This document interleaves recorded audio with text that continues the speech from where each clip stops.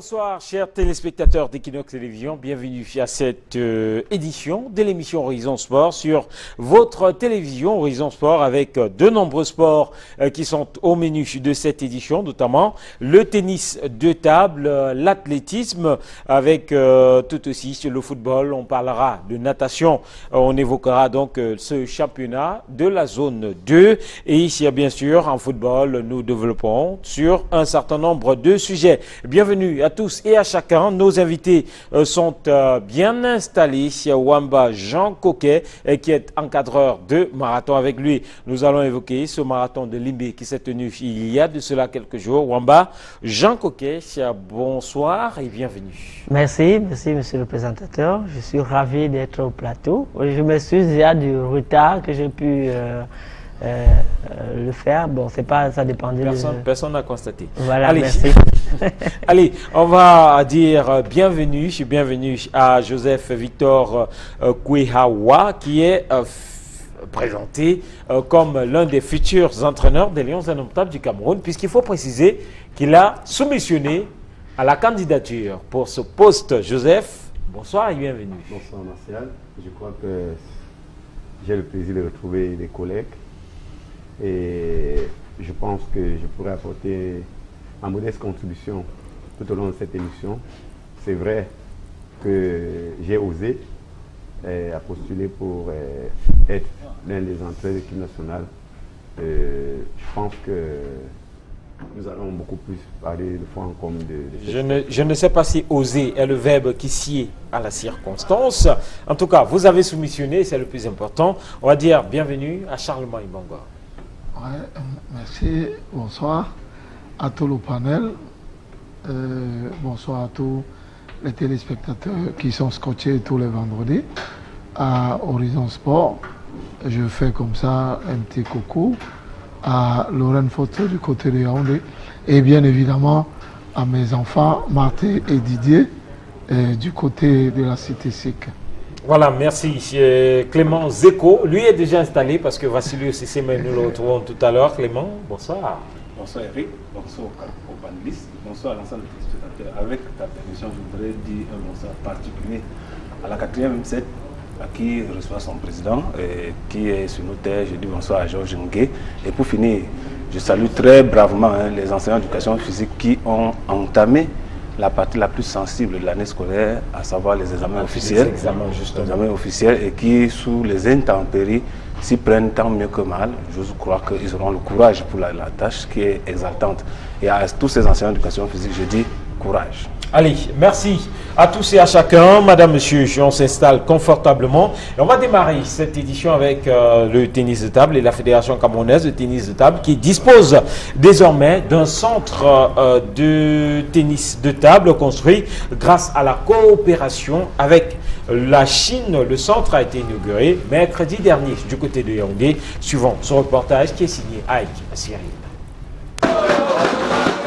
Un bâtiment flambant neuf avec des équipements de pointe, inauguré conjointement par le ministre des Sports et de l'Éducation physique et l'ambassadeur de la République populaire de Chine au Cameroun. Le Cameroun dispose désormais d'un centre de tennis de table. Une formation doit se renouveler de la base au sommet. Donc, disons qu'il y avait déjà des prémices de centres de formation au sein des clubs. Mais avec cette nouvelle salle, c'est une dynamique nouvelle pour la formation. Et vous savez, nous avons la FENASCO A, la FENASCO B et les jeunes universitaires.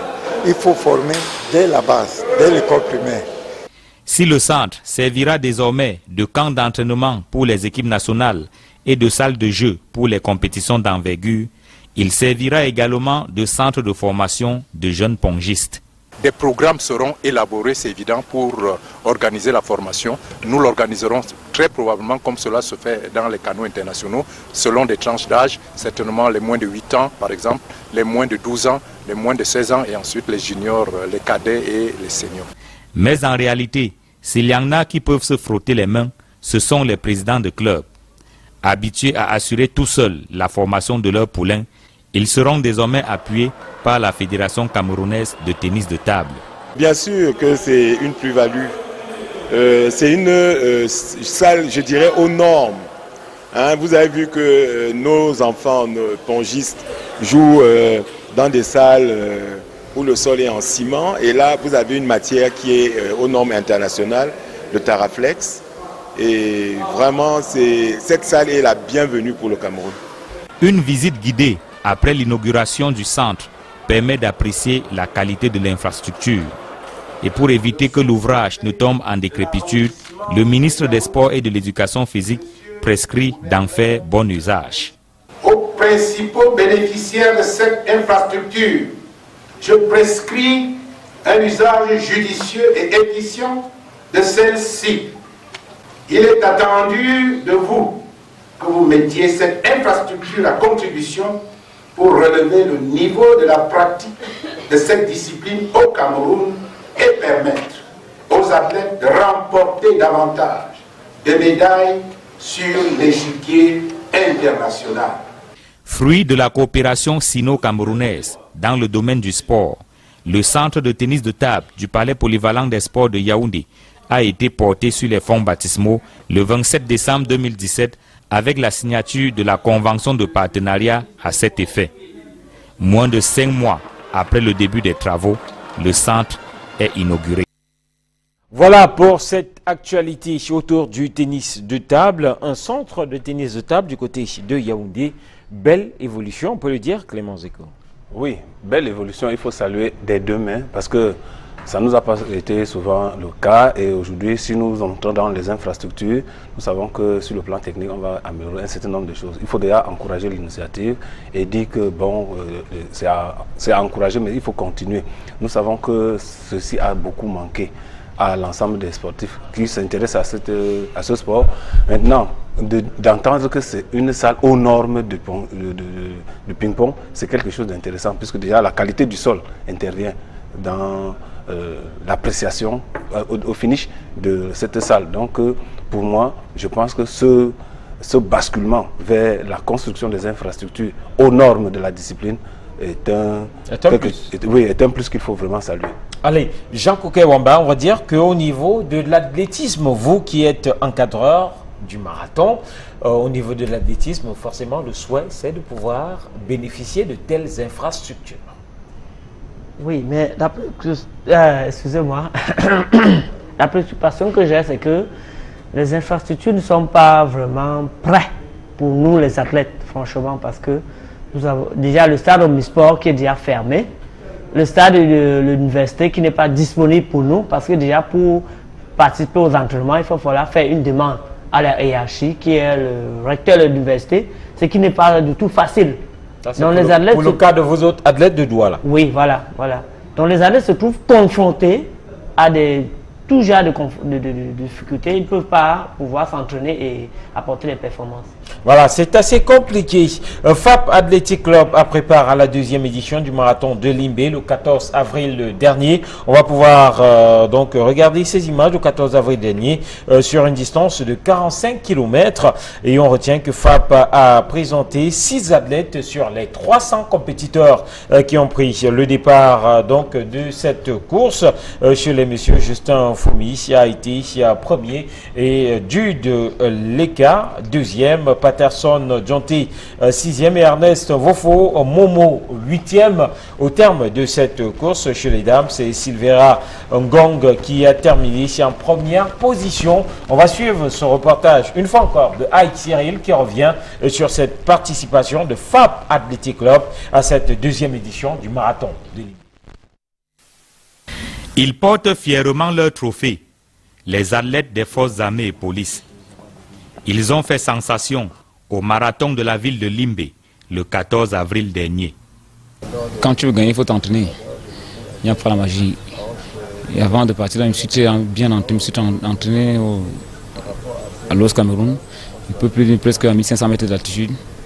Donc je suis parti, mais j'étais très content. Je savais que je pouvais quand même gagner. Pourquoi? Parce que j'avais déjà 6 fois que j'ai gagné cette course. Donc j'ai juste seulement gardé mon titre et une fois de plus, je suis encore très ému d'avoir encore remporté. FAP Athletics Club a aligné 6 athlètes sur les 300 qui ont pris le départ de la course.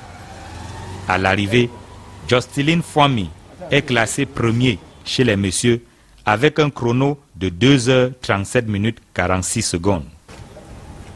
Il est suivi par Djudj Leka, deuxième, après 2 h 43 minutes 18 secondes. Patterson Zoa-Jongte, quant à lui, est sixième. Et Wufomomo Ernest, ancien vainqueur de l'ascension du Mont Cameroun, huitième. Je suis parti comme lièvre. C'est moi qui étais le guide. C'est moi qui ai mené la course à plus de 28 km avant de faire passer, puisqu'on avait caché notre ténor Fomu Justin et Zoa Patterson derrière. Et j'ai pris la tête, j'ai donné le rythme, j'ai rythmé au point où le coach a demandé, je suis sorti. Je les ai fait le passage, donc ils ont géré la course. Chez les dames, Fab a également fait sensation grâce à Silveria Ngongaïfe, arrivée deuxième après 3 h 11 minutes 26 secondes. Les trophées glanés par Fab Athletics ont été présentés à la direction des sports, des activités culturelles et artistiques du ministère de la Défense à Yaoundé. Après le marathon de Limbe, les regards sont désormais tournés vers le championnat d'Afrique. Nous sommes très prêts et bien déterminés. Il y aura des sables bloqués. On ne peut pas affronter une compétition de ces catégories sans faire un sable bloqué, que ce soit interne ou externe. On doit prendre des dispositions pour pouvoir changer le programme de travail des enfants. La compétition se déroulera du 22 au 26 mai prochain au Congo-Brazzaville. Les concours, les courses et les sauts sont les épreuves mises en compétition. Alors, Wamba Jean Coquet, vous qui êtes encadreur de marathon, cette course qui a donc vu les lauriers tels que l'on peut apprécier, cette course, ce marathon de Limbe, comment est-ce que vous l'appréciez? Bon, dans l'ensemble, c'est que l'organisation n'est pas respectée parce que déjà ils n'informent pas, je ne sais pas s'ils informent le ministère de tutelle qui est le ministère des Sports, parce que nous sommes informés par téléphone. Je ne sais pas s'ils ont ventilé les informations dans tout le Cameroun. C'est ça qui me préoccupe un peu jusqu'à présent, parce que jusqu'à présent j'ai été assailli par les athlètes qui m'appellent de tous les horizons. Le marathon se passe quand? Quelles sont les dispositions qui ont été prises? Quels sont les enjeux de cette compétition? Le premier à combien? Le deuxième à combien? Financier. Voilà, sur le plan financier. Moi, je suis pas bien placé pour leur répondre. Je leur ai dit, calmez-vous, inscrivez-vous déjà, et puis à la fin, on verra comment gérer cet aspect-là. Maintenant, d'autres aspects qu'on a eu, comme difficulté qu'on a eu sur le terrain, c'est que ils nous ont pas vraiment confirmé qu'à la fin, les vétérans ne prendront pas part à cette compétition. C'est là où on était butés, parce que les vétérans se sont inscrits. À la fin, on se trouve qu'ils ne peuvent pas compétir. L'organisateur dit que les vétérans ne peuvent pas prendre part parce que cette année, ils n'ont pas assez de moyens pour pouvoir gérer les vétérans. Or, c'est un marathon. Tout le monde peut prendre le départ. Et à la fin, on distingue qui est vétéran, qui est junior, qui est senior. Donc, c'est ça la préoccupation qu'on a eue. Et d'autre part, excusez-moi si je suis un peu long, je voudrais que l'organisateur respecte les encadreurs, franchement. Parce qu'il ne sert à rien de prendre je ne sais pas si c'est le touton du village, pour les mettre comme encadreurs, comme officiel. Merci de m'avoir prêté le mot. Comme encadreurs. Ils sont en route. Ils ne peuvent pas savoir comment est-ce qu'il faut donner l'eau à l'athlète. Ils se positionnent à un endroit. Regardez comment ils tendent l'eau à l'athlète. Or, pour donner l'eau à l'athlète, vous devez courir quelques mètres pour l'accompagner et tendre l'eau par derrière. De devant en arrière pour qu'il puisse gravir les efforts pour pouvoir prendre de l'eau. Vous voyez, voilà un encadreur qui est là. Il tend de l'eau là-bas. C'est pas sérieux. Donc c'est tout ça qu'on a eu comme difficulté là-bas. Et vous vous souvenez à la fin, vraiment, j'ai été très déçu de ce marathon parce que l'organisateur m'a vraiment déçu. Est-ce que justement voilà, par rapport à cela, Wamba Jean Coquet, est-ce qu'on doit faire un distinguo entre ce marathon et le marathon de Limbe traditionnellement organisé? Non, reposez bien votre question, je n'ai pas bien suivi la question. Je dis, est-ce que ce marathon, c'est le marathon de Limbé, comme on le sait, qui a été très souvent organisé par Henri Ndialakwan et par la suite par sa famille. Est-ce qu'il y a un distinguo entre ce marathon et justement ce marathon qu'organisait la famille Ndialakwan? Effectivement, parce que vraiment, personne n'aime vraiment. Le feu Ndialakwan, quand il organisait ce marathon, c'était vraiment différent. C'est-à-dire c'est le jour. Est-ce que c'est la même chose? C'est pas la même chose. C'est le même marathon? C'est le même marathon, mais c'est le jour et la nuit. C'est le jour et la nuit. Franchement, l'organisation n'est pas la même. Parce que je me souviens, l'édition que je courais, monsieur le feu Ndialakwan donnait lui-même les prix. Il donnait lui-même les prix de participation. Franchement. Nous, on était tellement contents, on avait cet engouement-là de pouvoir compétir. Mais dès lors qu'il est décédé, vraiment, ça, c'est vraiment n'importe quoi. Voilà. Malheureusement. Alors, en dehors de cela, est-ce que en termes de primes et tout le reste, on a vu les athlètes de FAP qui, eux, sont allés présenter leur trophée, mais au-delà de tout ce flonflon, est-ce que au niveau des athlètes, des primes, tout a été bien géré? Bon, à ma connaissance, bon, je pense que tout a été bien géré, mais je souhaiterais qu'à l'avenir, vraiment, que l'organisation soit bien faite. De quelle manière? C'est-à-dire qu'à la veille même, qu'on prévoit, c'est-à-dire qu'on respecte le carnaval, c'est-à-dire quoi? Quelqu'un qui est inscrit déjà, qu'il ait la licence, qu'il ait la carte d'identité, il peut pouvoir toucher à ses primes de participation. Mais c'est les difficultés qu'on a là-bas. À combien s'élèvent justement ces primes? Le 10 000 francs. Voilà. C'est insignifiant vraiment. Non, je pense que par rapport à l'ascension du Mont Cameroun, c'est le même montant. C'est le même montant, on a dit qu'on vient. Donc c'est pas insignifiant. Oui. Allez, on va rester en athlétisme. Oui, Clément, oui, peut-être un mot. Juste pour corriger. Joseph aussi? Non. Juste pour corriger quelque chose qui s'est glissé dans le papier parlant de le marathon. Le marathon, c'est 42 km 195. Je vous rappelle, s'il vous plaît, je ne vous coupe pas, c'est plus de 42. C'est 43, 44 km. 42 km 195. Non, c'est plus, s'il vous plaît. Lui parle de la Je suis du terrain. Voilà. Je suis du terrain, exact. Je suis marathonien avant d'être coach. Donc, à ce niveau, voilà. Est-ce qu'on parle encore de marathon? Bon, on peut c'est un marathon un peu plus long. Oui, c'est un marathon un peu plus long, mais il faut qu'on nous précise exactement la distance. Parce que quand un compétiteur prend son départ, il a son chrono en main, il sait qu'il a tel temps à faire. Quand on prolonge plus de 1 km là, celui qui est à l'arrière là, ils peuvent facilement le gagner. On est d'accord sur ce principe. Voilà. Clément, la norme du marathon, c'est 42 km 195. Voilà. 195. Je dis bien 42 km 195. On est d'accord sur le principe. Joseph? Moi, je pense que il peut apporter un éclaircissement dans ces choses-là. Moi, je crois qu'il faut d'abord louer le délégué gouvernement qui a pris sur lui lors du FESTAP d'organiser le marathon. Maintenant, quand il organise, il n'est pas technicien. Il y a une délégation de sport là-bas, il y a un délégué. Moi, je crois que le coach doit peut-être tirer les leçons, se rapprocher du délégué des sports qui était en charge de ça. Pourquoi pas, à la longue, maintenant rencontrer l'organisateur pour que les choses se passent dans les bonnes conditions. Voilà, justement. Et on rappelle que vous êtes très proche de ce dernier, puisque vous êtes issu de cette région. Allez, allons parler d'une autre course qui se déroule cette fois-ci dans la région de l'Ouest, et c'est l'ascension du mont Batia. Malheureusement, une ascension avortée à raison de plusieurs problèmes. Le sous-préfet de Bada, qui avait donné l'autorisation et qui à la dernière minute a décidé d'annuler cette course alors que les compétiteurs s'étaient mobilisés et étaient présents pour le coup d'envoi de la compétition en elle-même. Jean-Paul Chouniat et Dallas Tchana nous en disent plus.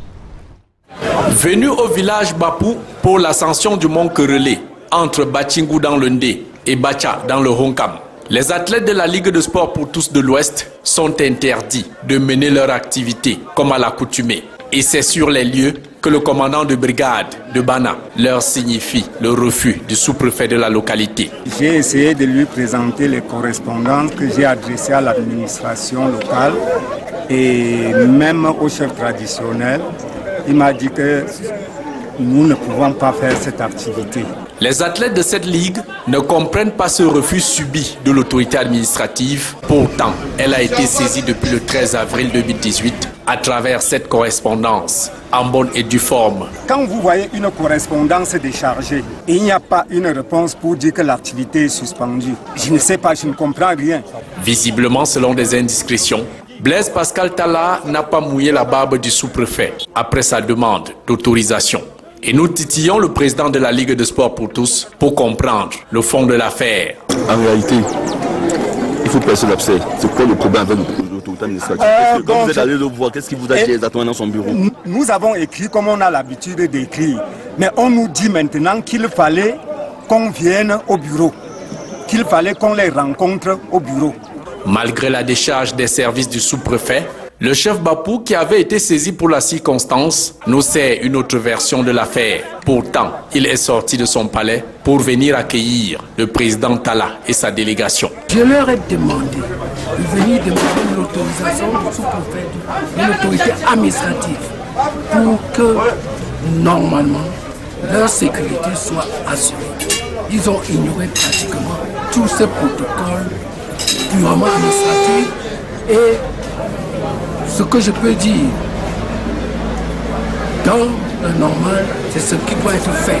Présent sur les lieux, le sous-préfet Boubon Gounoko va refuser de s'exprimer sur cette affaire qui fait des gorges chaudes au village Bapou et à la Ligue des sports pour tous de l'Ouest. Voilà, actualité malheureuse de ce côté de Batia pour ce qui est de l'ascension du mont Batia. Wamba Jean Coquet, vous êtes encadreur de marathon. Un fiasco de ce côté-là. Il faut dire que malheureusement, concernant justement cette ascension du mont Batia, c'est un peu du bis repetita, une montagne qui fait problème, qui fait polémique. Bon, merci monsieur le journaliste. Pour la petite anecdote, j'ai eu à participer des courses de montagne. La dernière compétition que j'ai parcourue, c'était à Bana, quelque chose comme ça, où les villageois se sont opposés. Ils ont barré la route pour dire que la compétition ne doit pas prendre lieu. Mais je ne sais pas. Qu'est-ce qu'ils discutent au fait à la fin? Moi, j'étais vraiment surpris. Et tout ça, l'organisation, il faut qu'ils prennent toutes les dispositions possibles afin d'inviter les athlètes. Il ne sert à rien de demander qu'on s'inscrive. Ce qui est un peu, comment dirais-je, ce qui énerve dans tout ça, c'est que l'athlète s'est inscrit. Il a payé son transport venant de tous les horizons. Imaginez quelqu'un qui vient de Bamenda, quelqu'un qui vient de tous les horizons. Il a payé son transport, il est arrivé. On lui dit que la compétition ne prend pas lieu. Imaginez, comment est-ce qu'il va se comporter? Il va prendre l'argent pour son retour. Peut-être qu'il avait pensé être premier, deuxième ou troisième, ou peut-être compter sur les primes de participation, peut-être de je ne sais pas moi combien. Autour de 10 000. Non, tu ne veux pas que vous limitez à 10 000 francs. Ouais. Je ne sais pas, ça peut être plus. J'ai dit minimum. Minimum, comme vous le dites. Oui. Mais je veux souhaiter que ça soit, il faut qu'on rehausse ces 10 000 francs. C'est insignifiant, franchement. Oui. Voilà, donc c'est là où il y a le véritable problème. Donc, que l'organisateur prenne toutes les dispositions afin d'inviter les athlètes. Ou à défaut de ça, qui nous signale à l'avant. Comme ça, on ne va pas se déplacer. Qui passe aussi le message dans les médias. Franchement. C'est ce que je voulais souhaiter. Voilà. Alors, un tel fiasco, on parle d'un sous-préfet qui a donné une autorisation, Charlemagne Bongor. Il a donné l'autorisation, il est revenu sur cette autorisation, puisque à l'entame de la compétition, il a brandi une forme de non-recevoir, faisant savoir que la compétition ne pouvait pas se dérouler. Et malheureusement, on est là dans un cas de sport mineur qui paye les frais des attitudes des autorités administratives. Bon, voilà, moi, c'est les athlètes qui en souffrent, comme le coach le disait. Si le préfet, le sous-préfet de Bana se rend compte que la compétition sera annulée, il est important de prévenir les athlètes à l'avance, de passer le message pour que ces athlètes ne se déplacent pas. Maintenant, quelles sont les raisons de l'annulation de la compétition? En athlétisme, je ne m'y intéresse pas beaucoup, mais il faut déjà aller chercher pourquoi le sous-préfet a annulé cette compétition. Il doit forcément avoir des raisons. Est-ce que c'est des raisons de sécurité? Est-ce que c'est des raisons politiques? Maintenant, il faut aller chercher. Mais là, c'est les athlètes... Mais le fait forcément de déplacer les athlètes, que les athlètes soient là pour le coup d'envoi et que malheureusement la compétition n'ait pas lieu, Clément Zeko, c'est déplorable. C'est déplorable. Sur le plan sportif, oui, c'est déplorable. Mais n'oublions pas que l'autorité administrative est qualifiée en matière de sécurité publique et de l'État. S'il y a un souci, le sous-préfet est en droit d'arrêter la compétition. N'oublions pas aussi que ce Mont Bacha est généralement corrélé entre le Bana et le Honkam et le Ndé. Et c'est à ce Mont Bacha que le célèbre Jean Bacha, de regretter moment, avait été tué. En cette période-là, la compétition avait eu lieu, mais les querelles interethniques avaient fait en sorte qu'ils prennent un coup et qu'ils s'en aillent comme ça là, dans le pays de nos ancêtres. Donc il faut faire un peu attention quand l'autorité administrative se mêle de l'organisation. Parce que, en fait, le but pour une autorité administrative, c'est d'encadrer la manifestation. Maintenant, quand elle sent derrière qu'il y a menace sur la sécurité et des individus et de l'État, l'autorité administrative est bien fondée pour arrêter. Donc la meilleure manière d'avoir la réponse, c'est de s'approcher du sous-préfet qu'il donne la version des faits. Maintenant, malheureusement, notre reporter Jean-Paul Chuniat fait savoir qu'il a refusé de s'exprimer sur la question. On ne parle pas, toutes les vérités ne sont pas bonnes. Toutes les vérités ne sont pas bonnes à dire. On est d'accord, c'est le préfet. Donc, comme toutes les vérités ne sont pas bonnes à dire, le sous-préfet sait pourquoi il a interdit. Donc vraiment, c'est vrai, sur le plan sportif, ça fait mal d'arrêter une compétition alors qu'il y a une autorisation. Oui, mais il y a une autorisation pour lui dire. Il se rebiffe. Il a donné l'autorisation, mais après il se rebiffe, puisque physiquement il était sur le terrain. Il était sur les lieux physiquement. Ça veut dire que s'il y a un souci, même pas la parole. Notre reporter semble nous dire qu'il y a quelque chose qu'il aurait fallu faire. Oui, non, je n'entre pas sur ce terrain. Le reporter, lui aussi, il est sur le terrain. Donc, tant qu'il n'a pas pu mouiller la barbe, je ne sais qui. Ça, c'est vous qui le dites. Mais non, c'est ce qui est passé dans le reportage. C'est ce que vous croyez. C'est passé dans le reportage, non? C'est ce que vous croyez. Non, c'est ce qu'il a dit. Voilà.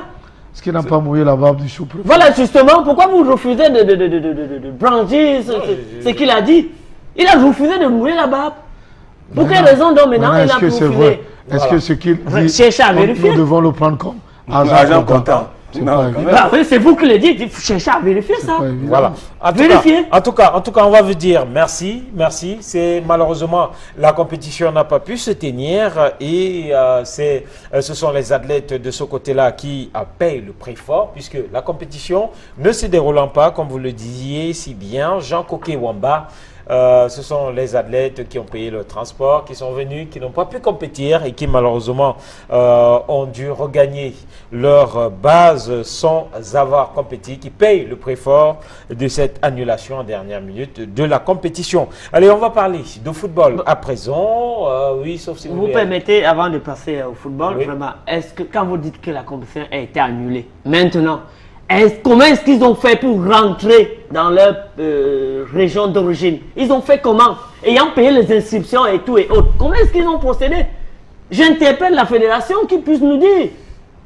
Quand le sous-préfet ou le gouverneur donne l'autorisation de compétir, qu'est-ce qu'ils ont pris comme disposition après? Parce que moi, jusqu'à présent, moi aussi, j'en souffre.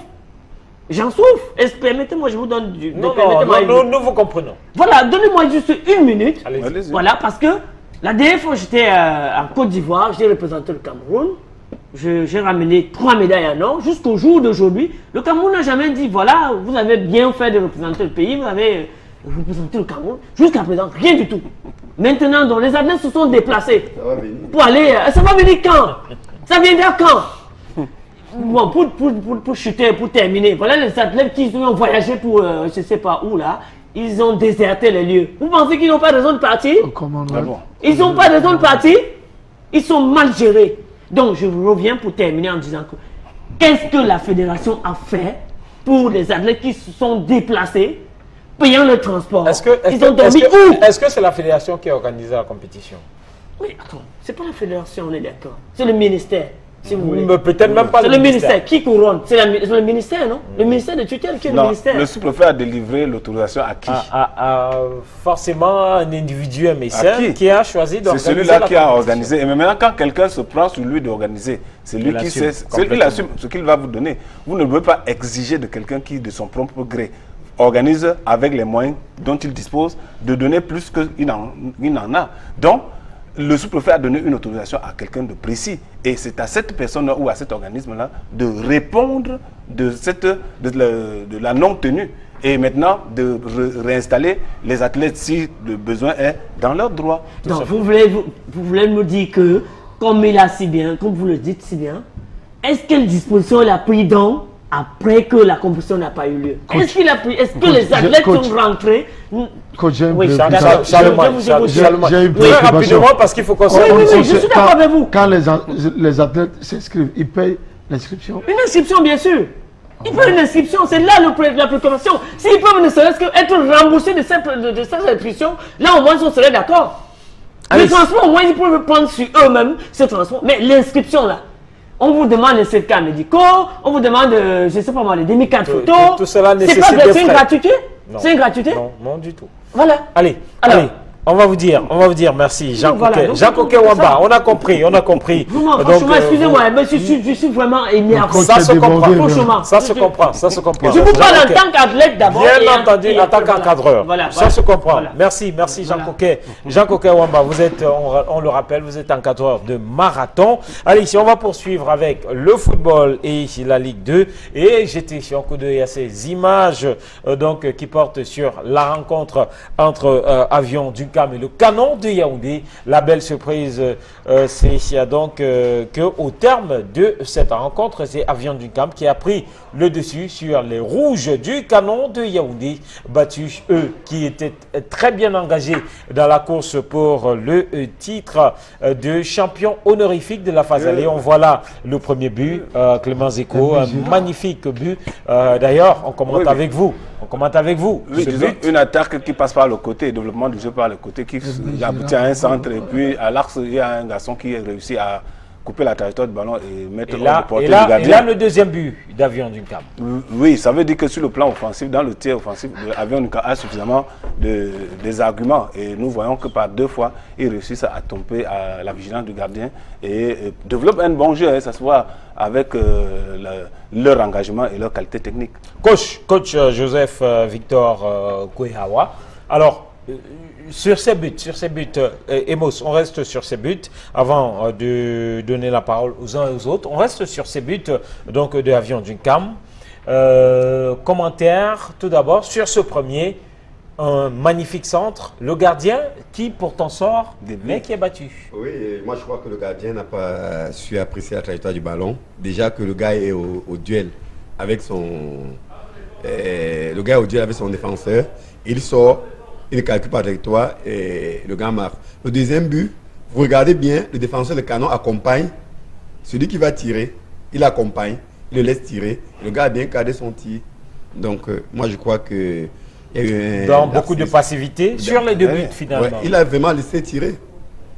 Allez, passivité. Allez, on va écouter Aimé Gérard Mangolo et Feugueux qui parlent au micro d'Equinox Télévision. Elle s'est réveillée quand elle a encaissé le but. Elle s'est réveillée quand nous avons eu un joueur qui a le carton rouge. Nous avons ressenti véritablement notre équipe. Et donc, c'est désolant parce que en football, il n'est pas question de courir après le score. Nous avons couru après le score et je regrette qu'en ce moment où nous sommes en infériorité numérique, les gars produisent du jeu qu'on attend, notre jeu, mais ils ne sont pas efficaces.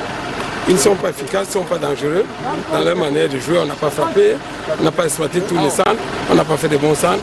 Donc il y a tous ces manquements qui se sont, n'est-ce pas, ajoutés à leur retard qu'on a accusé. Il y a une the first half of the championship. Hein? It is not normal. Even if those who are in front, we have to play, we have to win the match, to have points, because those points will help us at the end of the championship.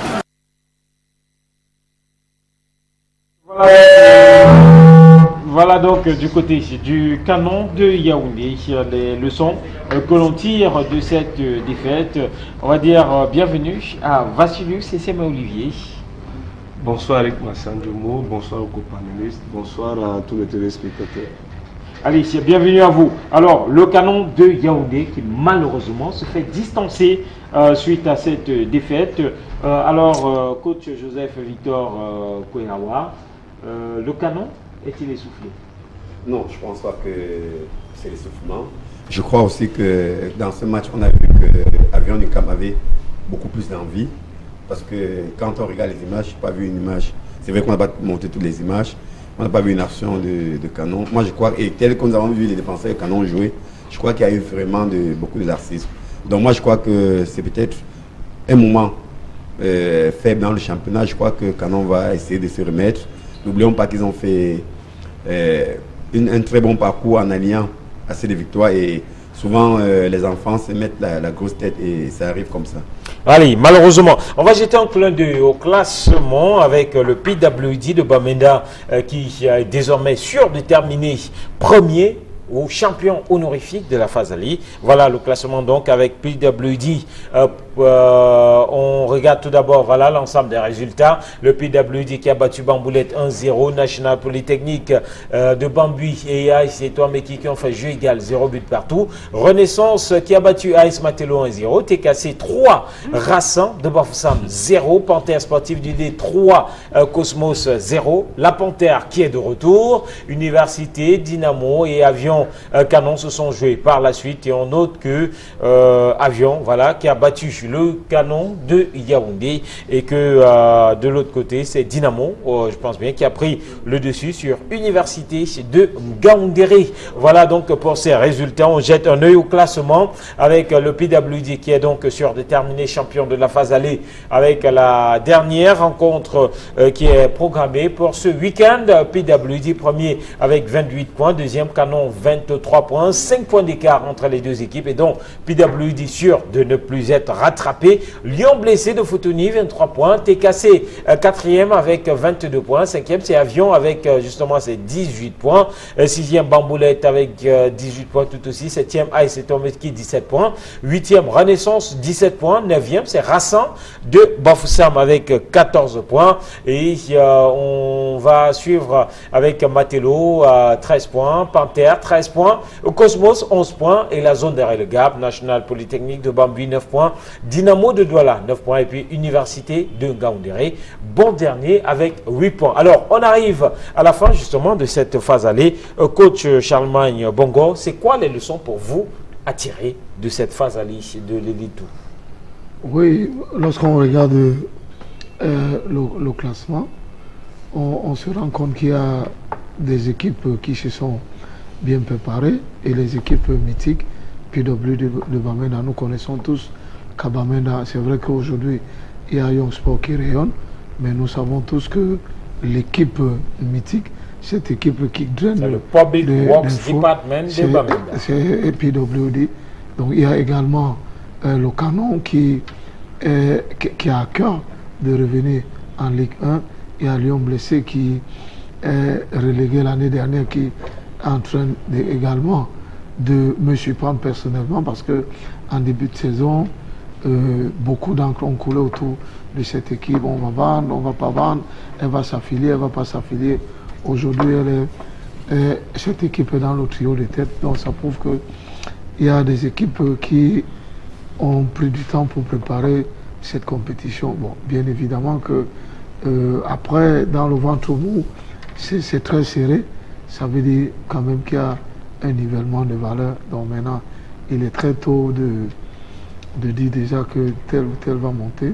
Mais je crois que PWD de Canon ont annoncé... C'est les belles surprises de la phase allée. Non, pas surprise. Canon, c'est pas... C'est les belles performances. C'est de belles performances. Donc c'est des équipes directement qui ont annoncé leurs ambitions de revenir en Ligue 1. Malheureusement, Clément Zeko, il y a des déceptions pour cette phase allée en Ligue 2. Oui, la première déception, c'est la Panthère, avec ces phrases que ces querelles internes qui ont abouti à un schisme en interne de cette équipe, au moins au point où on a eu du mal à savoir quelle était la véritable panthère. À un moment donné, on a eu comme l'impression que la fédération avait fait son choix, bon, du moins la Ligue avait fait son choix pour donner la possibilité, en lobant un camp, de permettre à une autre faction de jouer. Mais malheureusement, ça n'a pas donné autant qu'on se serait attendu. Même si, à un moment, on a constaté que la Panthère a enchaîné quelques victoires et après elle est retombée dans ses frasques et c'est peut-être maintenant qu'elle reprend le poids de la bête. Donc il faut que l'on comprenne que de ce côté-là, la paix et l'union, la concorde, la dignité qui est un symbole fort pour le peuple du Ndé doit intervenir.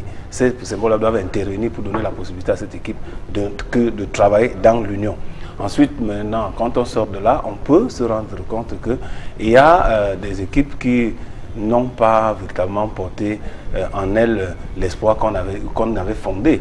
À l'entame de la saison. Oui, on peut voir la Dynamo, parce que c'est d'un cheveu que la Dynamo n'a pas réussi l'année passée à revenir en élite, tout comme la Panthère. Mais maintenant, la Dynamo, malheureusement, est retombée dans les travers de ce que nous connaissons, avec les mêmes querelles que la Panthère, à savoir 2 directoires, pour ainsi de suite. À la fin, on a essayé de faire un consensus pour désigner, mais malheureusement, le consensus se serait passé entre les hommes dans la direction sans que, au niveau de la direction technique, ça prenne langue avec les joueurs et le staff pour pouvoir produire les résultats auxquels on se serait attendu. Donc, il y a des équipes, et n'oublions pas que cette Ligue 2 contient beaucoup plus des équipes mythiques que la Ligue 1. Et quand on regarde les oppositions sur le papier, on se renomme de ce que ces équipes-là avaient été autrefois. Et on a l'impression qu'on vivra à nouveau ces derbys-là. Malheureusement, ce n'est que le papier. L'enjeu reste sur le papier. Sur le terrain, on n'y parvient plus jamais. Donc, voilà la petite déception. Mais simplement, les équipes qui se sont donné les moyens sont allées le plus loin possible. N'oublions pas que quand on regarde par exemple Lyon blessé, à un moment donné on avait cru que cette équipe-là jetterait l'éponge. Mais aujourd'hui, sa performance laisse voir que Lyon blessé dans le trio de tête, nous osons croire qu'en la deuxième phase, ces équipes-là vont maintenir le cap. Allez, Vassilius et Olivier, le bilan à mi-parcours, PWJ en tête, Université de Ngaoundé à la queue, Dynamo avant-dernier avec 9 points. Forcément, pour une équipe comme Dynamo, c'est la déception. Oui, mais je pense que du côté de la Dynamo, il faut rapidement se ressaisir. Parce que c'est une équipe qui a loupé la montée dans les 5 dernières journées du championnat. De peu, voilà. Bah, il faut le dire. Ben voilà, maintenant, ils sont relégables dans la zone rouge. Donc à partir de là, il faut une forte interpellation. Revoir rapidement quels sont les objectifs. Parce que si rien n'est fait, on peut retrouver cette équipe-là au même rang que Loris, le Léopard, le Caïman. Voilà. Bon, d'un côté, c'est la région du littoral qui perd, mais voilà aussi, le championnat régional de Ligue 2 va véritablement perdre un grand pensionnaire. Donc, forcément, il faut faire quelque chose parce que on a le temps pendant le mercato de faire le recrutement qu'il faut pour, n'est-ce pas, étoffer cette équipe sur le plan de la qualité des joueurs et pourquoi pas aussi renforcer ou réorganiser l'équipe dirigeante administrative pour donner un élan à cette équipe qui se base sur le terrain. Rien n'est encore perdu totalement. Mais si rien n'est fait, je pense que ça ne sert à rien que les gens regardent la Dynamo qui est en train de sombrer.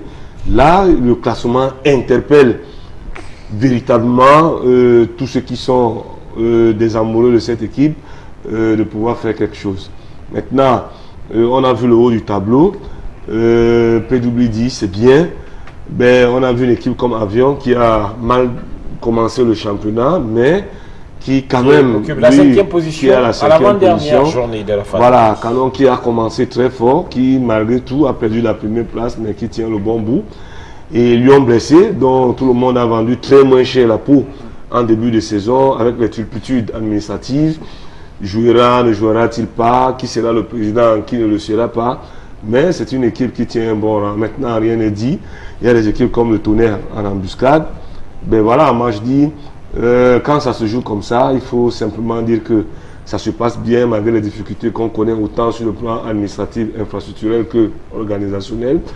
L'essentiel, c'est que dans ces conditions, que ceux qui veulent accéder en division supérieure se donnent les moyens pour, et ceux qui ne veulent pas être relégables se donnent les moyens de pouvoir se maintenir. Au finish, ceux qui n'ont pas fait les efforts qu'il faut vont se retrouver en division inférieure. Voilà, on va dire merci à Raphaël Dipanda pour ces différents tableaux. Panthère sportive du Ndé qui est de retour, justement après plusieurs semaines hors de sa base du côté de Banganté. L'équipe prépare la 14e journée de l'Elito face au leader PWD de Bamenda. Un match qui s'annonce assez relevé suivant ce papier de Jérôme Narcisse Sobzé. C'est une véritable bouffée d'oxygène pour les nombreux supporters et sympathisants de la Panthère sportive du Ndé, basés dans la ville de Banganté, qui revoient leur équipe chérie après pratiquement 2 mois d'absence hors de leur ville.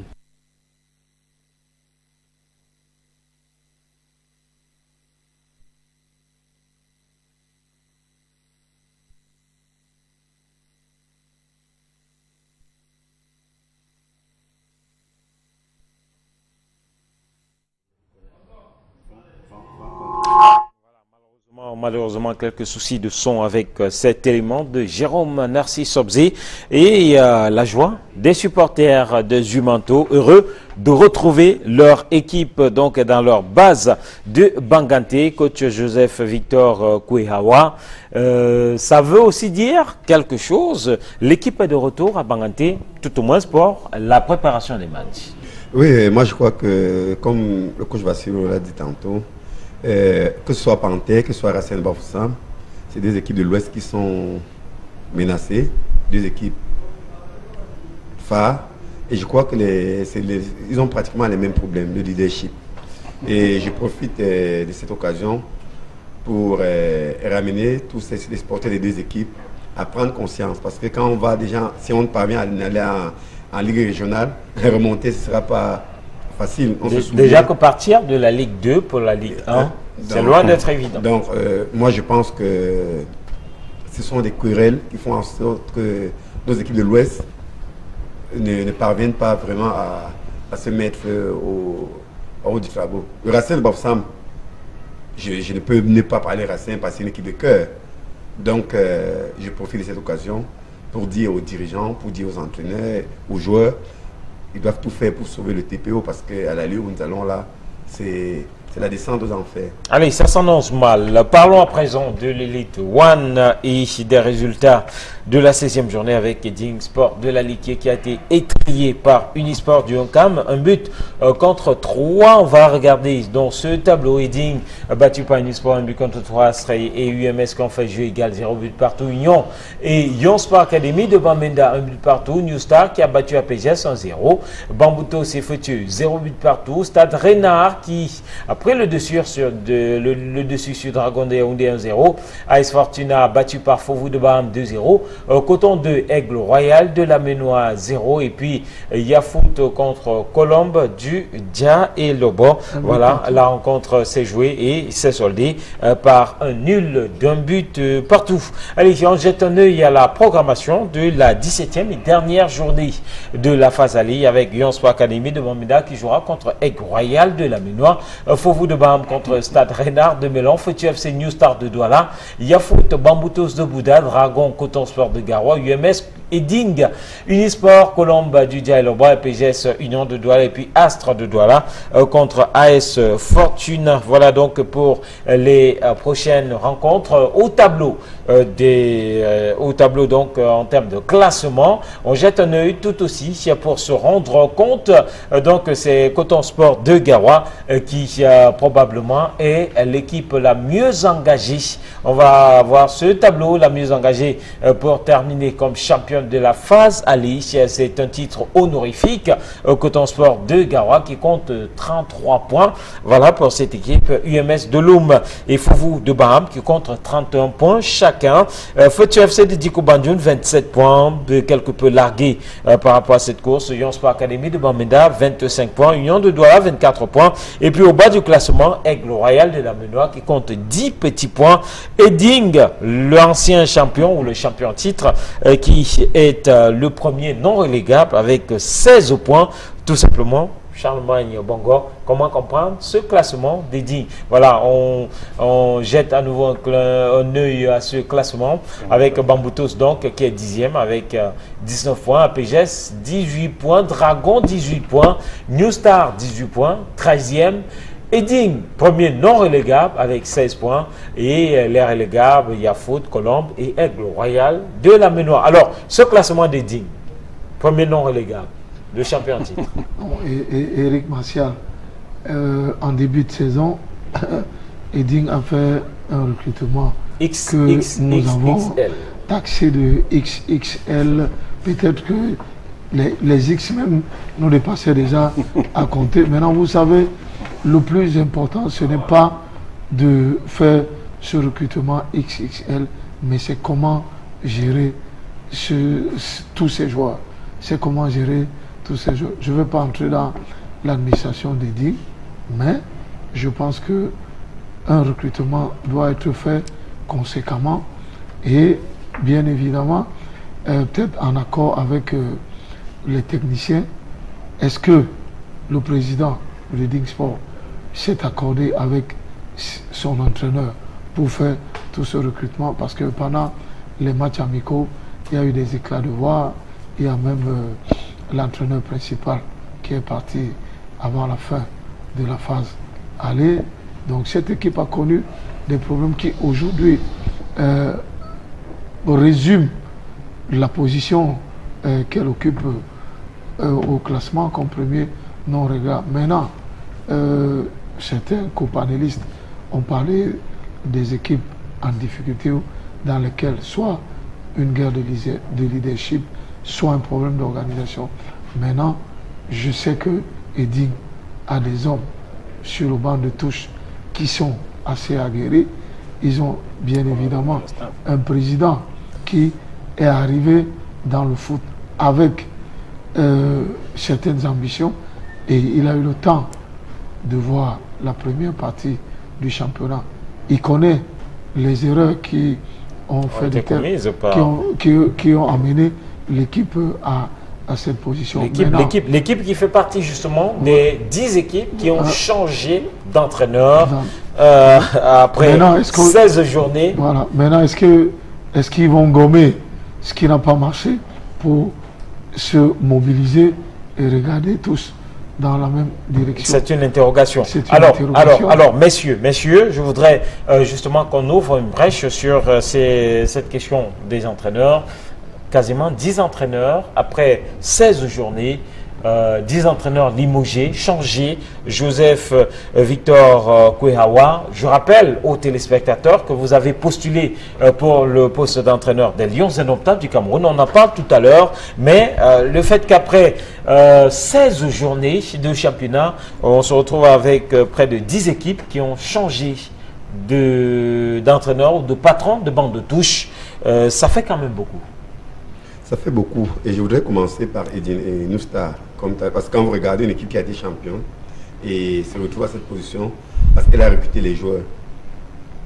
Disons, c'est des joueurs qui étaient en Europe qui ne jouaient pas. C'est pas sur quoi ils se basaient. New Star, même chose, une équipe qui est africaine, qui n'a même pas 10 anciens joueurs dans son équipe. Je crois qu'il y a un gros problème. Soit c'est un problème. New Star qui n'est pas loin de la zone de relégation. Effectivement, ils sont dans le même tableau. Je voudrais donc dire que moi je pense que les présidents se mêlent beaucoup de la chose technique. On a souvent on dit souvent les coachs ont l'indolé et tout.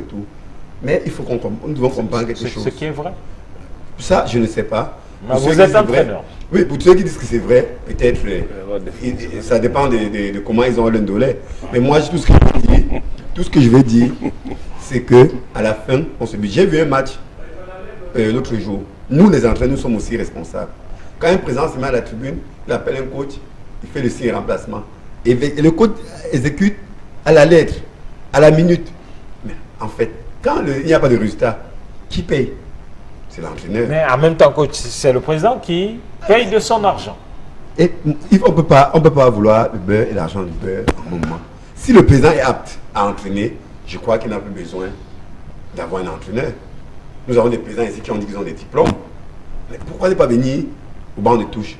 Ou bien, que les coachs qui s'engagent disent nous entraînons et vous les présidents vous faites le classement. Et là, nous n'assumons pas. Nous avons vu des équipes bien jouer. Hein. Nous avons vu des équipes bien jouer, on a cherché un entraîneur et aujourd'hui, ces équipes cherchent des marques. Ils ne trouvent pas. Donc moi je crois que quelque part, il y a aussi, nous les entraîneurs, nous avons aussi... Vos pas de responsabilité. Oui, je voudrais que chacun puisse s'exprimer sur ce plateau justement relativement à cette question.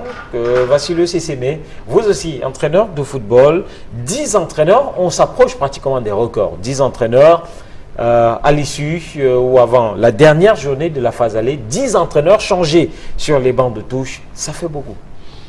Oui, avant d'arriver sur la responsabilité des entraîneurs, il faut dire ici que lorsqu'on voit ce qui se passe, il est clair ici que notre championnat, jusqu'ici, déjà il faut féliciter la Ligue qui a réussi à faire jouer des journées sans arrêt pour essayer de rattraper le retard. Féliciter également, tant bien que mal, ces présidents de club, même si jusqu'ici ils n'arrivent pas à trouver le bon timing avec leur staff technique qui ont suivi ce rythme-là pour produire les journées qui se sont jouées les 16 journées, parce que là, à la 17e, on serait rendu à la fin de la phase aller. Il faut leur dire bravo dans les conditions dans lesquelles ça s'est joué. Maintenant, si en 16 journées, on se rend compte que 10 équipes sur 18 ont changé d'entraîneur, il y a un problème. Le problème de fond, d'abord, c'est le casting, donc la responsabilité au président du club, parce qu'ils ont limogé, donc ils ont pris des mauvais entraîneurs, ou ils ont pris des entraîneurs qui n'étaient pas en adéquation avec leur projet, ou simplement ils n'avaient pas du projet du tout. Donc à partir de là, il n'y a pas eu un entretien franc par rapport à l'état des lieux pour définir effectivement ce qui devrait se faire. Donc déjà, premier responsable, président du club. Deuxième responsable, entraîneur eux-mêmes, parce que un entraîneur solide, qui a du caractère, qui a de la personnalité, au moment où il va changer de statut, j'appelle changement de statut, c'est-à-dire arriver à faire une fin de collaboration avec un président de club à mi-parcours, ben, j'aimerais que tout le monde comprenne ici que le fait de ne pas obtenir de résultats n'est pas une raison suffisante pour faire partir un entraîneur. Malheureusement, nous avons la plupart de nos collègues, je l'ai entendu, d'autres qui ont jeté le tablier pour défaut de résultats. Non, que non, parce que l'entraîneur, il est outillé pour faire progresser le joueur, pour préparer l'équipe, mais les résultats, pour qu'ils suivent, ont besoin d'un certain accompagnement, de certains facteurs qui vont être conjugués ensemble pour permettre à l'équipe d'avoir des résultats. Donc, je comprendrais qu'un entraîneur parte pour faute lourde, qu'un entraîneur parte pour une adéquation avec son président au niveau incompatibilité d'humeur, au niveau du savoir-être avec les uns et les autres, mais que non, qu'on parle de résultats alors que vous n'avez pas signé un contrat de performance en début de saison et qu'il faut, au fond, aller voir qu'est-ce qui est fait pour parvenir au résultat. Vous avez le cas de Ding, avec cette pléthore de joueurs qui ont été recrutés. Moi, je me mordre les lèvres quand je vois la qualité du staff de Ding, des gens qui y ont été, et voir au bout le résultat aujourd'hui. Ça veut simplement dire que... La qualité même des joueurs qui ont été recrutés à grand renfort de publicité. Ça veut dire qu'on n'est pas parti sur un projet assez solide. Et je vais encore me mordre les lèvres pour comprendre aujourd'hui que si nous avons des collègues qui pensent que rester au quartier, malheureusement c'est ce qui les rattrape par la suite, donc ils n'ont pas suffisamment de cran. Que rester au quartier? Oui, rester au quartier, ça c'est l'expression que j'utilise. Oui, c'est-à-dire que rester au quartier, vous n'êtes pas allé au bout de la logique. Oui, mais je suis en train de développer. Pour dire clairement que si on a des collègues qui pensent que rester au quartier c'est une fin en soi, alors ils peuvent se permettre dans une passivité excessive d'accorder certaines portes ouvertes au président du club qui finissent malheureusement à leur rattraper parce que la finalité c'est quoi? Ils vont au quartier, ils ne sont pas dédommagés, ils ne sont pas payés parce que c'est abusivement qu'il y a rupture de contrat. Moi je dis bon, s'ils veulent pleurer aujourd'hui, qu'ils continuent à pleurer. Allez, on aura... Dernier frère, permettez-moi, je n'ai pas terminé. Il n'y a que dans le championnat professionnel camerounais, jusqu'ici, cela avait été annoncé, il n'y a pas cette convention entre la Ligue professionnelle et l'association des entraîneurs et la fédération à travers la direction technique nationale qui peut protéger n'est-ce pas, le statut de l'entraîneur. Parce que l'entraîneur déjà, au niveau de la masse salariale, n'est pas régulièrement payé. Le salaire qu'il doit durement percevoir n'est pas ce qui est versé. Et à la fin, on se rend compte que le bonhomme, il est limogé, comme le boulanger qui vient déposer les bouts de pain quelque part. Et c'était le point du droit accusateur à l'association camerounaise des éducateurs entraîneurs de football. Et j'aimerais aujourd'hui profiter de cette antenne pour dire à ceux-là qui ne sont pas membres de cette association, alors qu'ils arrêtent d'incriminer une association à laquelle ils n'appartiennent pas. Donc, doublement... Mais une association aussi qui ne fait pas grand-chose. Non. L'association défend les intérêts des membres. Donc, ceux qui ont adhéré à l'association, ce n'est pas parce qu'elle se fait appeler association des éducateurs entraîneurs de football au Cameroun qu'elle ira défendre n'importe qui. Cette association a un statut qui voudrait que signer un contrat, amener la copie de votre contrat, verser les 2% de votre prime de signature à l'association, payer régulièrement vos droits. Comment vous pouvez admettre qu'il y a plus de 500 entraîneurs au Cameroun habilités à entraîner la Ligue 1 et la Ligue 2 et que 101 entraîneurs seulement sur 500, je parle encore de la Ligue 1 et Ligue 2, soient membres? Je dis qu'il y a un problème qu'il y a de ces personnes qui veulent s'identifier comme appartenant à une association, mais qui, au bout, n'ont même pas la simple carte de membre qui leur donne le droit d'avoir la fierté d'exercer un métier dans lequel ils se revendiquent. La fierté d'appartenir à ce corps. Les entraîneurs pourront se faire entendre déjà s'ils peuvent adhérer en masse à leur association. Allez, Charlemagne, je profite de cela pour évoquer justement l'un des sujets que nous avons prévu aujourd'hui, puisque Joseph Victor Kouéhawa est avec nous sur ce plateau. On vous donnera la parole tout à l'heure. Il est avec nous sur ce plateau. On parle de ce problème d'entraîneur, la personnalité, les relations avec les présidents de club et 10 entraîneurs limogés en l'espace de 16 journées de championnat et qu'on constate que près d'une vingtaine d'entraîneurs ont postulé sur les 77 pour tenir les Lions indomptables du Cameroun. Charlemagne Bongo, quelles sont les chances justement de ces entraîneurs camerounais au regard de la situation que nous décrions sur ce plateau? Oui, avant de parler des chances des entraîneurs qui ont postulé à l'équipe nationale A, moi je vais pas emboîter le pas de Vassile Ousmane, je vais parler de projet. Les présidents au Cameroun ont du mal à intégrer ce qu'on appelle le projet. Il y a quelques-uns qui comprennent, mais les présidents ont du mal à intégrer. Est-ce que c'est différent de la fédération? Au niveau de la fédération, c'est autre chose. Au niveau de la fédération, c'est autre chose. Au niveau de la fédération, c'est-à-dire en équipe nationale, à l'équipe nationale du Cameroun, l'équipe nationale A. Quand on vient avec une mission bien précise et avec qui n'est pas très loin du projet finalement. Oui, c'est vrai. Tu vas venir, tu viens avec ton projet, tu vas avec une mission. Il faut qualifier l'équipe, par exemple, à une phase finale de la compétition. Tu as peut-être 2 ans ou 4 ans. Mais en équipe, ce n'est pas la même chose. Ce n'est pas la même chose. En équipe, tu as un championnat de 34 journées, tu as la Coupe du Cameroun. Là, c'est autre chose. Les présidents de club n'intègrent pas les projets. Maintenant, il y en a qui peuvent même intégrer les projets, mais si l'environnement ne te favorise pas, tu ne peux pas avancer. Il y a des efforts conjugués entre l'administration, les supporters et le staff technique pour aboutir à un résultat.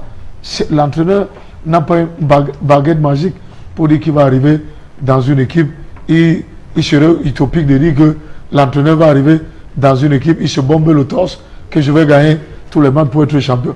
J'ai jamais vu ça. Comme avec une baguette magique. Oui, non, allez, voici quelques noms d'entraîneurs camerounais qui ont postulé. Donc on a rappelé la liste, c'était la semaine dernière. Jean-Marie Ngwangwa, Jean-Paul Akono, encore Félicien, Ngoya Ikwam, fils, Rigobert Sombana, Kédieudonné, Jules Nyonga, Tarobert, Oumok Joseph, Jonke Bonaventure, Bimi Gérard, Joseph Victor Kouéhawa, Joël Les Palais, pour ne citer que ces c'est quelques-uns. Et justement, on a la chance d'avoir ou de l'avoir sur notre plateau. On voit les autres, Stephen Tato ou encore Anissé Siabarga Foué, Pierre Dili Ndengue, entre autres. Donc voilà, c'est quelques noms sur la trentaine d'entraîneurs camerounais qui a postulé pour ce poste. Alors, Joseph Victor Kouéawa, pour vous, quelles sont vos chances de vous retrouver entraîneur principal des Lions Indomptables du Cameroun? Bon, je voudrais déjà dire que j'ai postulé pour être entraîneur et je crois que mes chances vont se jouer au niveau du palmarès que j'ai dans l'entraînement. Mes chances vont être liées à tout ce que j'ai pu faire tout au long de ma carrière jusqu'aujourd'hui, que ce soit dans la formation, avec les équipes au Cameroun, avec les équipes à l'extérieur. Justement, restant sur le palmarès, c'est quoi votre palmarès? S'il faut évoquer quelques grandes lignes. Oui, bon, je voudrais déjà dire que je commence l'entraînement déjà d'abord tout jeune, sur les bancs. Je commence le véritable entraînement étant en première, parce que je me rappelle en 1994, quand je suis entraîneur adjoint du Stade Banjoun, nous montons l'équipe et à la même époque avec le VD et Fogap. Et au banc de tous les Fogap, je me rappelle, c'était Mangongene, assisté d'Mbimi, de Atangana, Mbagangebe. En fait, pour dire que dès mes débuts, je crois que j'ai fait beaucoup de choses. Après, quand j'ai eu la responsabilité moi-même d'être le patron, j'ai pu monter beaucoup d'équipes. Si je voudrais parler de l'Unisport, avec qui j'ai joué la Coupe du Cameroun en 2000, après Bamtos de Bouddha, après les 18 ans en deuxième division. Je suis allé au Stépol avec Piment de Bayangam. Malheureusement, nous sommes rentrés à Ibolova. Quand nous sommes qualifiés, on a eu des problèmes de suspension à la Ligue, pour ceux qui connaissent. J'ai joué une finale avec Sable de Batier contre Coton Sport. J'ai gagné 2 coupes en Guinée équatoriale avec Akonangi et là, en tant qu'entraîneur. Entraîneur. Oui. Alors, que répondez-vous à ceux qui estiment que, pour ceux des entraîneurs camerounais qui ont postulé pour cette place d'entraîneur principal des Lions Indomptables du Cameroun, eh bien que ce sont des aventuriers, ce sont voilà, des personnes qui se sont lancées comme cela et on ne s'attend pas à grand-chose au finish, puisque selon s'en tient ce que Vassilios Essemo Olivier a dit ici la semaine dernière, c'est que tout cela répond simplement à une logique de cinéma, puisque ce poste sera attribué aux expatriés. Je ne voudrais pas déjà dire que les entraîneurs qui ont postulé font du cinéma, parce que je crois qu'on a lancé l'appel à candidature avec un certain nombre de critères. Et si aujourd'hui, ceux qui ont les noms sur ces listes ont respecté tous les critères, je crois que c'est déjà le premier pas. Maintenant, mon inquiétude, c'est où? C'est au niveau où, je ne sais pas, ceux qui vont décider, c'est sur quelle base maintenant qu'ils vont décider pour prendre l'entraîneur. Ce sera au niveau du palmarès, comme on dit tout à l'heure, c'est au niveau de l'expérience, ce sera au niveau du fait qu'on a été ancien joueur ou bien qu'on a été ancien entraîneur national. Je crois que c'est eux qui ont le profil de l'entraîneur. Mais au début, chacun a pu répondre aux critères qui ont été posés. Donc moi je crois que ce n'est pas une aventure, il faut croire quand on pose. Vous y croyez-vous? Bien entendu. Voilà, j'imagine que vous avez tout un projet pour cette équipe des Lions Indomptables du Cameroun. Alors, très rapidement, Clément Zeko, sur la question, quelles sont les chances d'un monsieur comme Joseph Victor Kouéawa?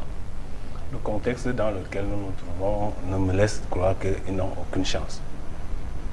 Ils n'ont aucune chance parce que nous connaissons le milieu, nous connaissons le contexte camerounais. Et nous avons longtemps milité pour la camerounisation de ce poste. Malheureusement, on ne nous a pas écoutés. On a ouvert à tous les entraîneurs.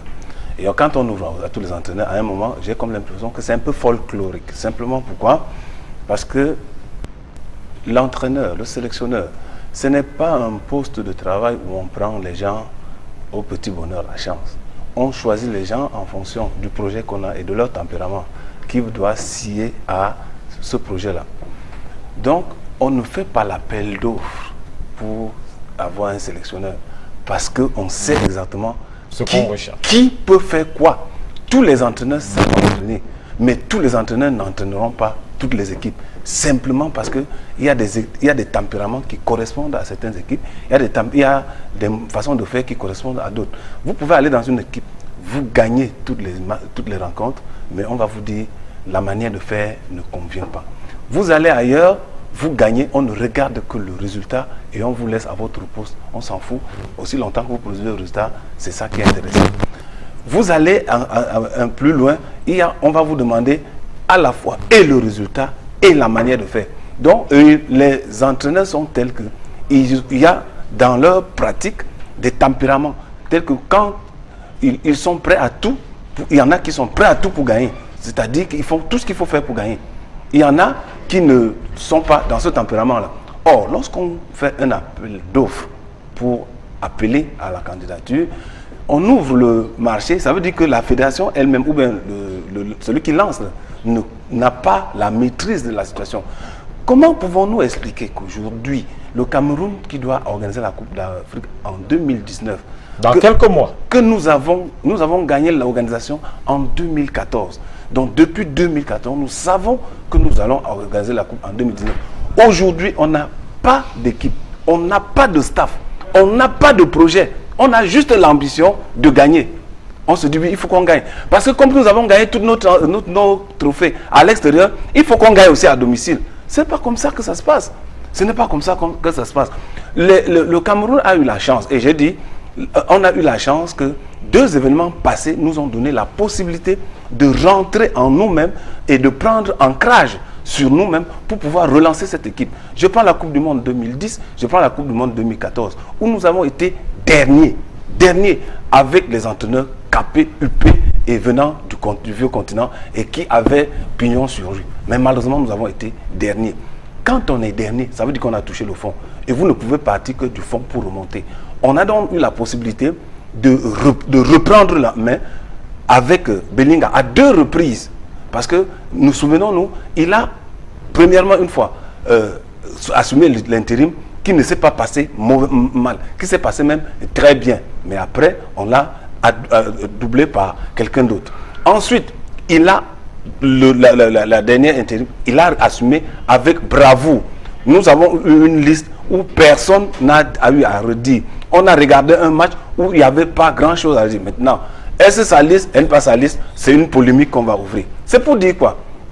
Ça peut dire que nous avons eu la possibilité de prendre notre équipe en fonction du tempérament. Quand vous avez, par exemple, je prends l'exemple d'un entraîneur comme Jean-Paul Akonou, vous savez exactement comment il va procéder. Vous savez exactement comment il va procéder. Si vous prenez un autre comme John Bonaventure ou Bellinga, on sait exactement comment il va procéder. Pourquoi? Parce que c'est un problème de tempérament. Or, moi je dis que les chances sont nulles. Pourquoi? Les lobbies qui sont tout autour de cette équipe, les pratiques qui sont courantes, les réseaux ne faciliteront jamais. Parce que quoi? Pour l'entraîneur camerounais, on va vous arguer, il a déjà fait quoi? Pourquoi aussi ne pas parler à l'extérieur? Ou alors pourquoi est-ce qu'il gagne? Ou pourquoi est-ce qu'il devrait gagner? Je voulais répondre pour dire que l'entraîneur camerounais n'a que besoin d'une chose, l'opportunité. Et je prends 2 exemples pour élucider oui. Avant, personne ne connaissait qui était Enon Gacho, celui qui est aujourd'hui directeur général de l'ANAFO. Personne ne le connaissait.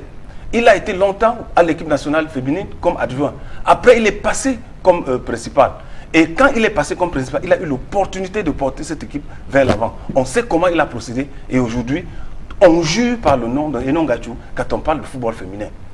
Je présume et je suis prêt à mettre mon doigt au fond pour démontrer que même Joseph Ndoko, à qui on a redonné cette équipe, qui a l'opportunité, vous allez voir les résultats qu'il va produire, simplement parce qu'il aura eu l'opportunité. Et parce que nous manquons d'opportunités, nous ne pouvons pas. Et quand on aura suffisamment d'opportunités, nous allons en interne produire des résultats qui feront qu'à l'extérieur, on viendra nous chercher. Parce que l'entraîneur, il ne va pas vers les clubs. C'est les clubs qui viennent vers l'entraîneur en fonction de ce qu'on sait qu'il peut leur donner. Donc, quand je regarde, les Camerounais ont de la compétence. Le problème n'est pas au niveau de la compétence. Il y a de la compétence. C'est une question de confiance. Parce que quoi? Très rapidement. Parce que quoi? La FIFA a un seul document en matière d'entraînement, FIFA Coaching, et c'est sur toute la planète. La formation des entraîneurs se fait de la même manière. Les entraîneurs camerounais ont la même formation. Mais maintenant, le contexte et l'environnement sont différents. Et c'est parce que ces contextes et ces environnements sont différents qu'on a l'impression que l'entraîneur camerounais est inapte à guider son équipe. Ou alors inférieur. Non, il est inapte. Pas inférieur, inapte. Pas inférieur. Donc, donner l'opportunité. Moi, je me serais attendu à ce qu'on dise être camerounais. Tout simplement. Être camerounais. Première ligne. Être camerounais. Alors, Clément. C'est une politique de Trump. Voilà. On va évoluer et évoquer ici les travaux de la Coupe d'Afrique des Nations, puisque on a parlé ici de cette compétition et de l'entraîneur camerounais qui devra être au banc de touche pour cette compétition, pour ce grand rendez-vous africain. Je vous propose donc de visiter les grands chantiers du côté de Yaoundé. Un grand chantier, plus précisément, le stade Paul Biya d'Olembe avec Marcelin Anderson. C'est assurément l'aspect le plus visible de l'évolution du chantier de construction du stade Paul Biya d'Olembe. Depuis quelques jours, les gradins sortent progressivement des terres. Comme on le voit, les premiers gradins sont sortis des terres ici au stade d'Olembe.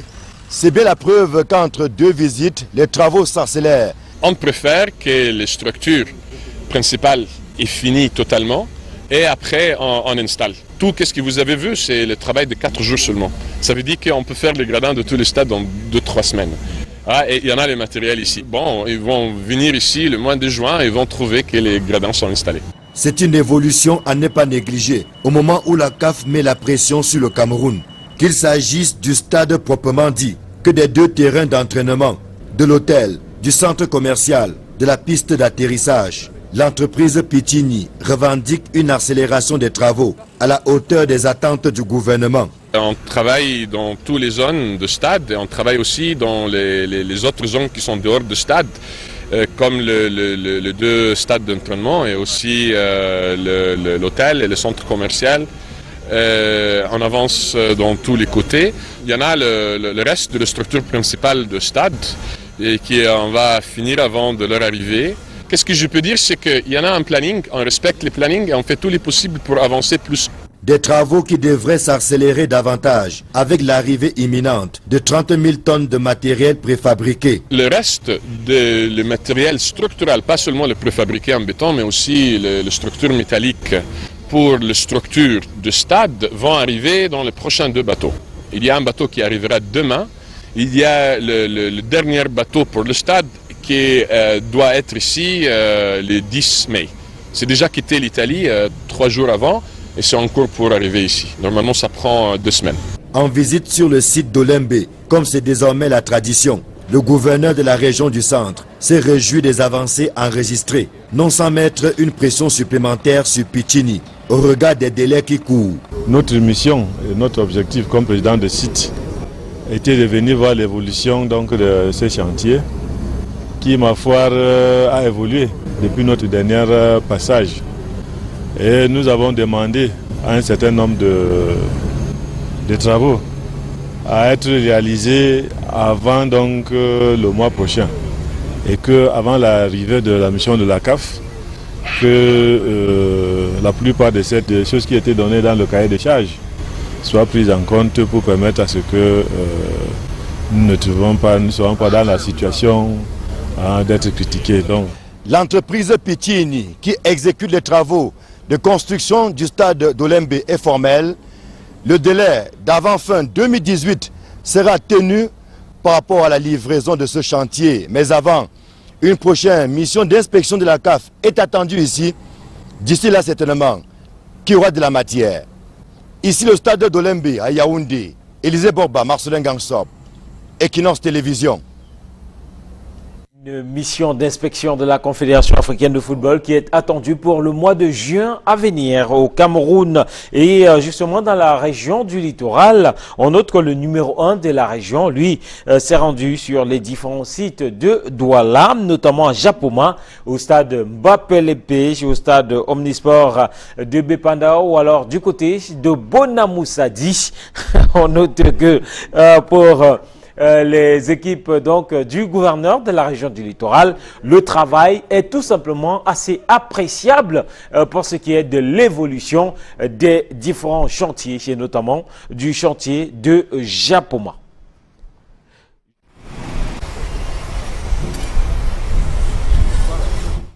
Yva Dibois Dieudonné qui parle de ces travaux et de leur évolution.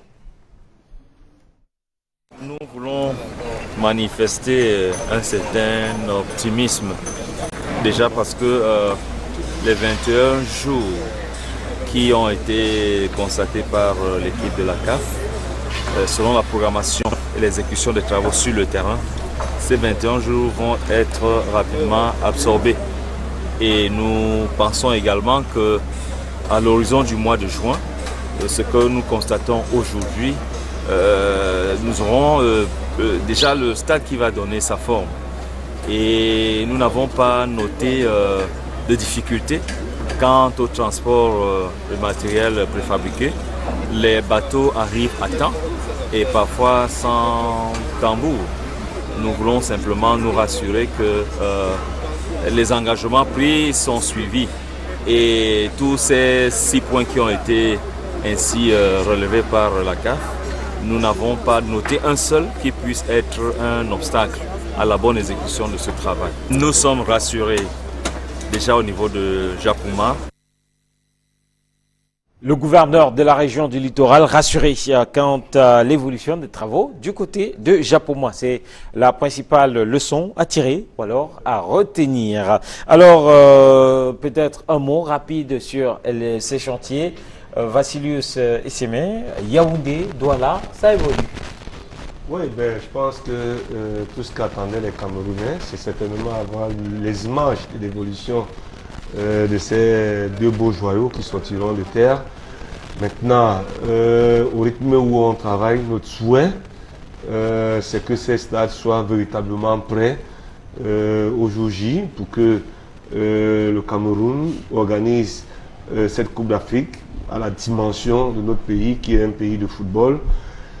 Quoi qu'on dise, avec des moments difficiles qu'on traverse au niveau de l'organisation, mais une fois qu'on peut accueillir le football africain chez nous, que la copie qu'on puisse rendre soit aussi meilleure que celle qu'a rendue tous les autres pays qui ont eu à organiser la CAN, surtout dans cette formule nouvelle. C'est ce que nous souhaitons au gouvernement camerounais, c'est ce que nous souhaitons à tous ceux qui ont la charge aujourd'hui de conduire à la réalisation de cet événement.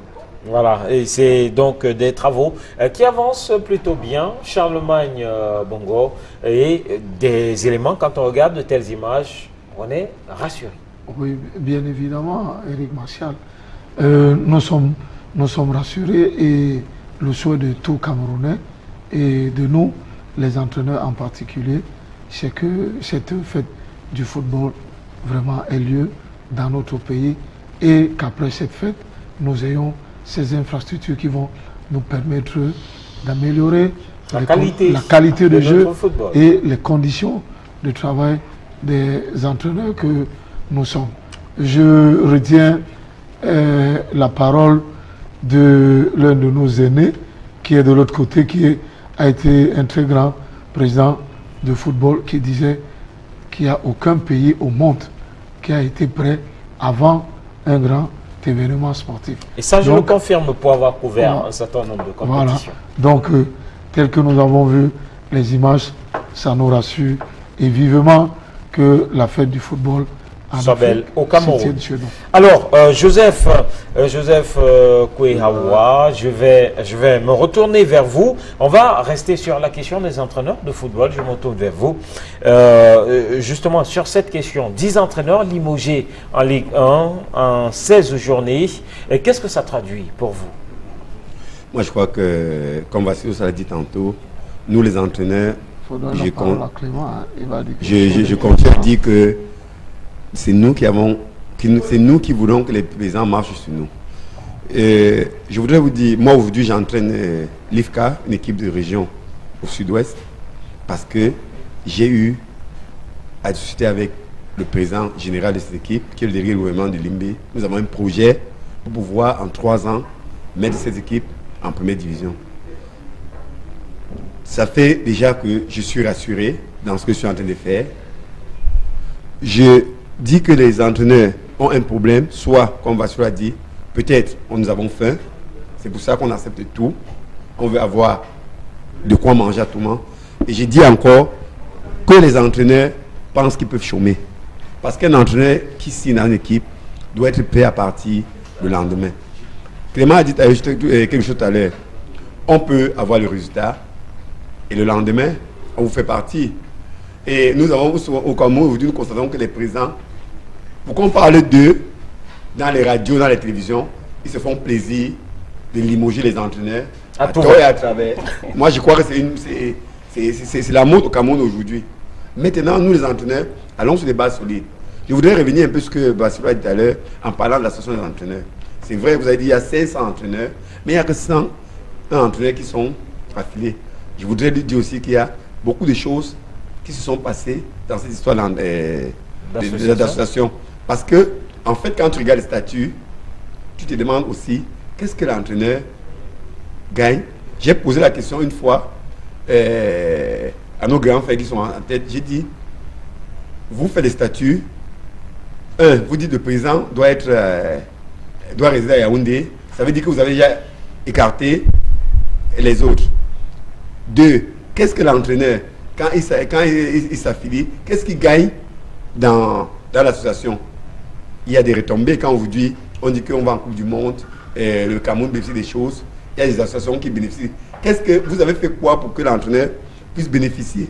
L'entraîneur qui sera en chômage, qu'est-ce qu'il fait? Alors Joseph, très rapidement, c'est quoi votre projet avec les Lions indomptables? Oui, mon projet a été défini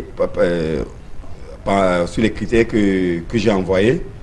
Le projet a été fixé pour 2 ans. Je ne vais pas dévoiler sur le plateau ce que j'ai mis dans mon papier, mais je pense que si l'opportunité, comme Clément disait, sauf, je pourrais étaler mon projet. Le choix, ce serait quoi? Avoir un expatrié pour adjoint? Le choix serait d'être adjoint d'un expatrié. Pour vous, ce serait quoi le meilleur cas de figure? Vous savez, quand vous avez postulé, vous attendez tout ce qui va arriver. Il ne faut pas avoir peur. Je me rappelle, le feu Wabo, perd son âme. Quand il a eu l'équipe nationale junior, on a bavardé à gauche et à droite. Il a fait le résultat et les gens sont restés tranquilles. Donc moi, je crois que l'entraînement c'est pas du miracle. Je crois que j'ai l'expertise, j'ai de l'expérience. C'est tout ce que je sais faire de mieux dans ma vie, l'entraînement. Et je pense que si j'ai cette opportunité, les Camerounais pourront dire ils ont vu un jeune qui se donne à ça. Je rappelle bien que... Peut-être la preuve devrait déjà être faite avec... Ouais, je vous ai donné mon palmarès. Si, j'ai fait beaucoup de choix avec les équipes. Voilà. Je ne vais pas... Voilà. Allez, on va rapidement sortir avec ces images des anciens footballeurs du Noun. Voilà, Fifen Inoussa, c'est l'homme qui est chargé de conduire ce groupe d'anciens footballeurs de ce département. On sait que dans ce département, il y a plusieurs équipes mythiques fédérales, entre autres, pour une durée de 2 ans. Et on note que dans les mois à venir, il faudra mettre une équipe civile des ressortissants de ce département du côté de Douala. Je vais proposer qu'on donne la parole à Fifen Inoussa et à Abdoulaye Fouchivi, ancienne gloire de fédéral du Noun, ancienne gloire des années 1975, qui s'exprime au micro de Raoul Taboufoué. Donc c'est un plaisir pour moi et je remercie le Seigneur. Plus qu'heureux. Vu ce que j'ai vécu ce soir, je suis rassuré que l'avenir est meilleur pour nous tous. J'en profite effectivement pour lancer un appel à tous les jeunes, tous les sympathisants, tous les amoureux du football, du sport, du football en particulier, de ne pas hésiter à se rapprocher de nous. Et je tiens à vous dire que d'ici 2 ans, vous entendrez parler d'un club digne de ce nom, créé par l'association des anciens footballeurs du Noun, surtout celle de l'antenne de Douala. Ça me rappelle, ça me souvient les moments fastes de fédéral quand on est arrivé ici à Douala. Surtout, on avait tout, presque tout ce qui habite Douala venant de nous sur place. Et quand on a des personnalités comme ça, et de tout acabit, ça veut dire que on pense football. Par le football et pour le football, le Noun a été uni. Et par le football et pour le football, le Noun sera uni. Pour cette actualité, on va sortir de cette édition en donnant la parole à Charlemagne Bongo tout d'abord et à Clément Zeko en 30 secondes puisque le temps à nous imparti est arrivé à son terme. Oh, moi, je vais terminer cette émission en disant qu'aujourd'hui, nous, les entraîneurs camerounais, nous avons de la compétence. Donc il faut juste nous donner cette opportunité et nous allons démontrer de quoi nous sommes capables et bien évidemment nous entourer de tout ce qui peut accompagner une équipe au résultat. Voilà, merci Clément Zeko. Oui, je vais pourtant revenir sur le limogeage en nombre des entraîneurs au niveau de la Ligue 1 et Ligue 2. Parce que effectivement, nous sommes un peu amnésiques. N'oublions pas qu'en début de saison, toutes les équipes ou presque ne sont pas préparées dans les canons de la préparation. Et on le décriait en plateau. N'oublions pas que très peu d'équipes ont un projet. Le projet pour une équipe, ce n'est pas dit je serai champion aujourd'hui. Non, ça ne veut rien dire d'être champion là. Mais maintenant, quand l'entraîneur arrive, alors qu'on ne lui dit pas exactement quelle est l'orientation qu'on donne à l'équipe, il faut que l'orientation qu'on donne, parce que l'équipe c'est un groupe qu'il faut manager. Or, il se trouve que les présidents laissent ce qu'ils doivent faire pour faire ce que les entraîneurs ont fait. Un président doit tout faire pour que chacun fasse bien et tout ton travail. Pas de tout faire le travail des autres. Or, c'est de ça qu'il est question. Ils font tout pour faire tout le travail des autres. Allez, malheureusement. Vassilius, très rapidement.